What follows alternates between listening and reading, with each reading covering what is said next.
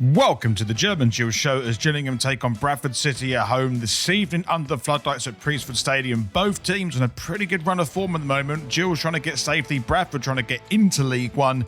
But let's see what happens today at Priestfield this evening. I'm going to be your host, Reece, to take you through every step of today's game. It's a German Gills light show today, but you can follow our socials. We're on Twitter at Deutsche Gills, and on Instagram, we're on German Gills.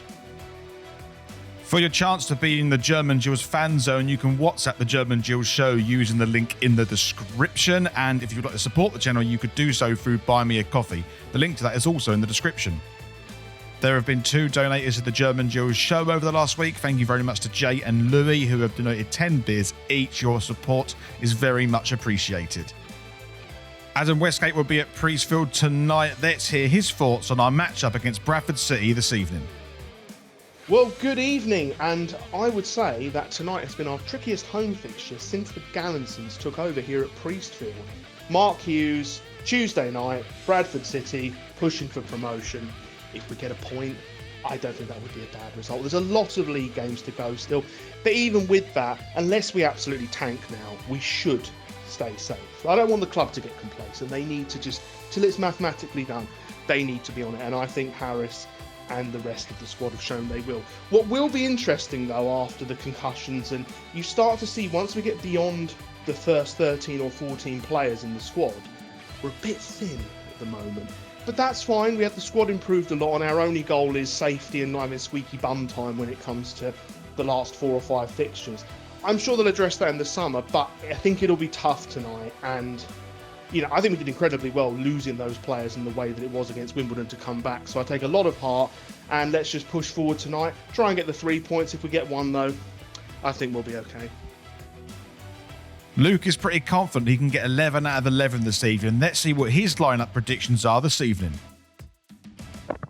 Hello and welcome to another edition of Luke's 11. Another Tuesday night under the lights, see us face our toughest test since the turn of the Gallinson era. Currently, any team visiting Priestfield will know they are facing a side in great form and sit top of the form table in League 2.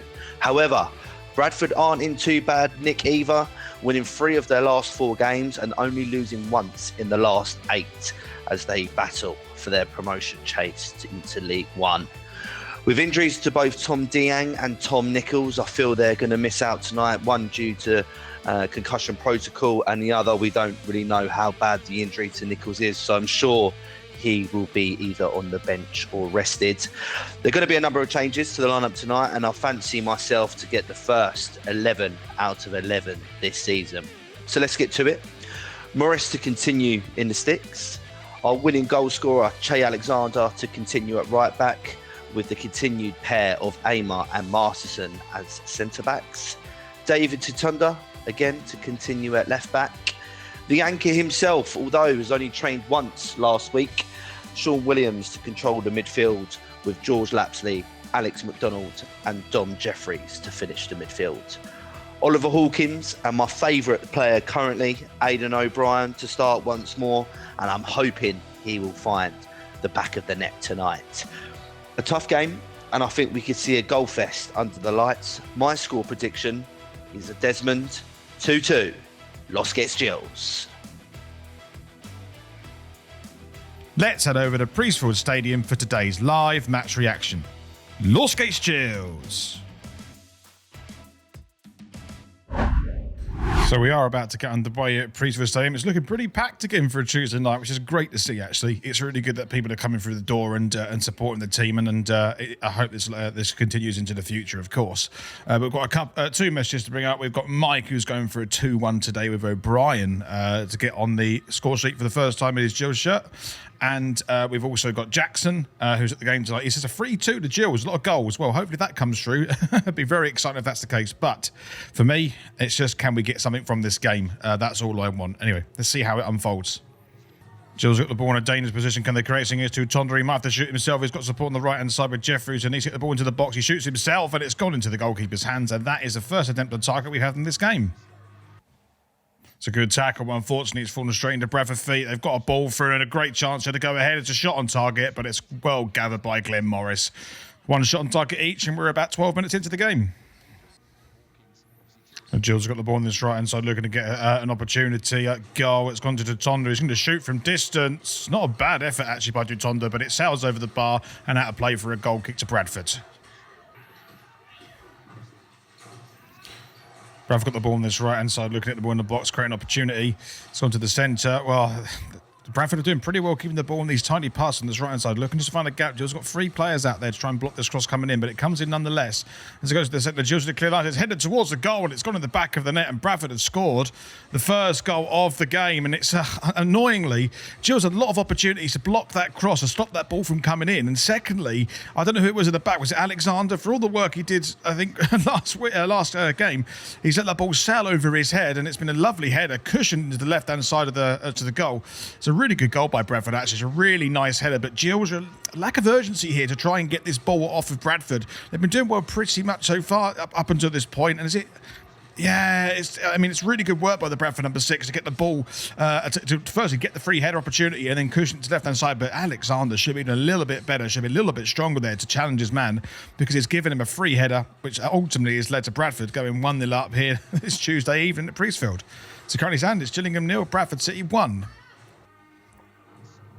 Bradford now coming central here. They could get a shot on target, which they have done. It's a decent save by Morris, and Bradford nearly going 2-0 up, but a fantastic effort by Walker, who managed to find a little bit of space heading towards goal. We'll watch this one again because it came direct from a Bradford goal kick, more of a Route 1 approach, and Gills just didn't win the header in the middle of the park, and Walker picked up the ball pretty much inside the early in the Gillingham half, and then saw a bit of space, went for the shot, and luckily Glenn Morris was able to get his hands to it, push it out for a corner. Still 1-0 Bradford.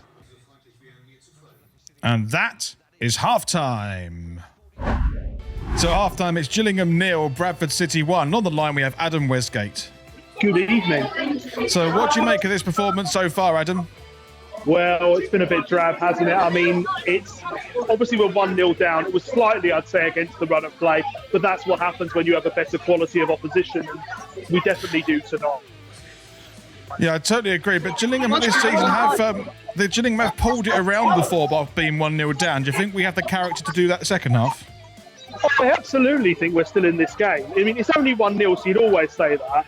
But we look like we have something going forward, a bit less than normal, but we've got options on the bench. But let's put ourselves in a position here. It's an alternate universe. It's future Bradford, and we're sitting there 1-0 up from the playoffs. We wouldn't be sitting there saying it's all over. So that's the way I'm looking at it. We've seen many games turn around at 1-0. Well, hopefully we can turn this around in the second half. Would there be a change that you would make? I would like to see Nichols on very, very much. And if we can put Dieng on, fine. But I've heard that he's not really suitable just on the bench.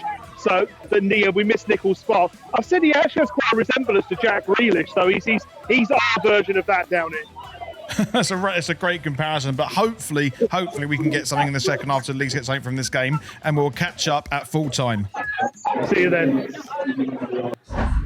So we're about to get underway for the second half, and we did have a message from half-time from Craig. He's watching from Canada, and even though 1-0 down, he says he thinks he can get a point out of this, Gills, and he's going for a 1-1 for a final score. I certainly hope he's right. I just want to get something from this game at least. Let's see how the second half unfolds as we shoot towards the Rainham end.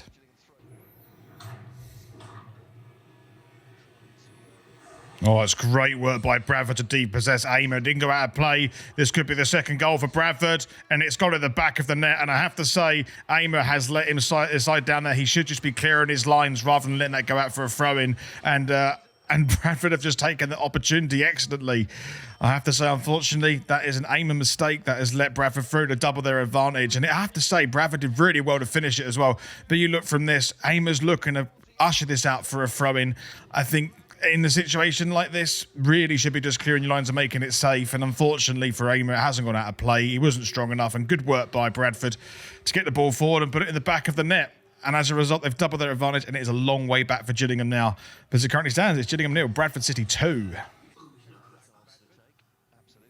The frame for Gills on this right-hand side is going to straight into the box. Can Gills get one back at Lee? So he's got a shot away. It's going to fall to Jeffries, and it's got to O'Brien. Can he get a shot away? He's going to try and recycle the play out to the right-hand side. It's gone to Alexander, who's chipped it into the box. And anyone got the end of that? Lapsey is heading it, and it's a decent save by Bradford City goalkeeper. Good work from Gillingham. It's the first decent attack of this second half, and showing some intent to try and get back into this game. Gills got the ball on the right hand side, looking at him on the box. He's got Nichols in the box. Can Gills get it across? Oh, Gills nearly scored for O'Brien. He nearly got his first goal for the club. It just squirmed past the left hand post. It looked like it was going in to begin with, but unfortunately for him, he just didn't quite get it on target. Good free kick from Williams, good alertness, good balling from Nichols. Oh, and another day that goes into the left hand side of the goal, but unfortunately for O'Brien, it just scrum wide, and Gillingham nearly getting back into this game. Still 2-0 Bradford. Bradford coming forward now on this right-hand side. Short of their score now, it's going to be put to bed. They shoot from distance. It's a decent save by Morris. Good work from Bradford to try and recycle the play. As I think Cook's got the ball on the left-hand side and looking to recycle it in the box. They do from the left-hand side. It's headed towards goal, but goes out for a goal kick. Looking likely that Bradford are going to walk away with this victory. Gillingham have had a couple of chances in the second half, but it really hasn't come to any fruition. Bradford looking like the team that know how to win and know how to see these games out. And to still have the confidence to shoot from distance and try and put it to bed with 3 goals is showing the kind of calibre of the team that they are. It's still 2-0 Bradford, looking likely Gills to get back into it. Good balling for Bradford on the right-hand side. It's fallen down for Kirk. He's going to take a shot at goal. It's another good save by Morris, and Cook should feel, I think he should have a second goal in this game. And luckily for Gills, it still stays at 2-0. So this will be the last phase of the game. It's going to be a free kick for Gillingham on this left-hand side. If any goal goes in out, it's going to be a consolation. It goes into the box. It's headed away by Bradford. Put back in by Gillingham. Now Alexander's going to go to the right-hand side, and it looks like that this is going to be probably full-time here, and it is full-time, and Gillingham have lost this one 2-0.